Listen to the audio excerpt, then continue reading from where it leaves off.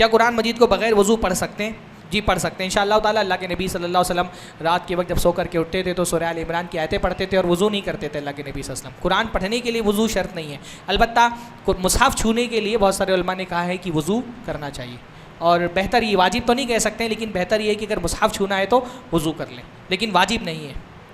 کیا قرآن مجید کو بنا سمجھے پڑھنے پر اجر ملے گا؟ بالکل ملے گا، کہیں پر بھی قرآن و سنت میں یہ بات نہیں ہے کہ بغیر سمجھے اگر قرآن پڑھیں گے تو ثواب نہیں ملے گا۔ قرآن کی تلاوت، قرآن کی خاصیت یہ کہ اس کو بغیر سمجھے پر پڑھنے پر بھی اجر ہے، بلکہ اللہ کے نبی صلی اللہ علیہ وسلم نے قرآن کا جو اجر بیان کیا ہے، اس اجر کی مثال میں جو آیتیں اللہ کے نبی صلی اللہ علیہ وسلم نے پیش کی ہیں وہ تو کوئی بھی نہیں سمجھتا ہے۔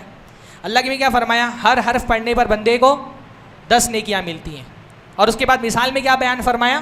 میں یہ نہیں کہتا الف لام میم ایک حرف ہے، بلکہ الف ایک حرف ہے، لام ایک حرف ہے، میم ایک حرف ہے، اور الف لام میم کا کوئی معنی نہیں سمجھتے۔ تو قرآن مجید کی تلاوت پر ثواب کے لیے اس کا سمجھنا شرط نہیں ہے، لیکن قرآن مجید سمجھنا ضروری ہے۔ ثواب ملے گا، لیکن وہ ثواب نہیں ملے گا جو سمجھ کر پڑھنے پر ملتا ہے۔ تلاوت ایک الگ چیز ہے، تلاوت کے لیے آپ کو ایک الگ ٹائم دینا چاہیے، سمجھ کے پڑھنا ایک الگ چیز ہے۔ بہت سارے لوگ کل میں یہ دیکھ رہا ہوں نا کہ سمجھ کر قرآن پڑھنے پر اتنا زور دیتے ہیں کہ وہ بغیر سمجھے قرآن پڑھنے کی تحقیر کرتے ہیں، یہ صحیح نہیں ہے۔ ہمارے یہاں تلاوت ہوگی تبھی، ایک تلاوت کرنے والے بندے سے ہی امکان ہے کہ وہ سمجھ کر کے بھی پڑھے گا، جو تلاوت ہی نہیں کرتا اس سے امید نہیں کہ وہ سمجھ کر کے بھی کبھی پڑھے گا۔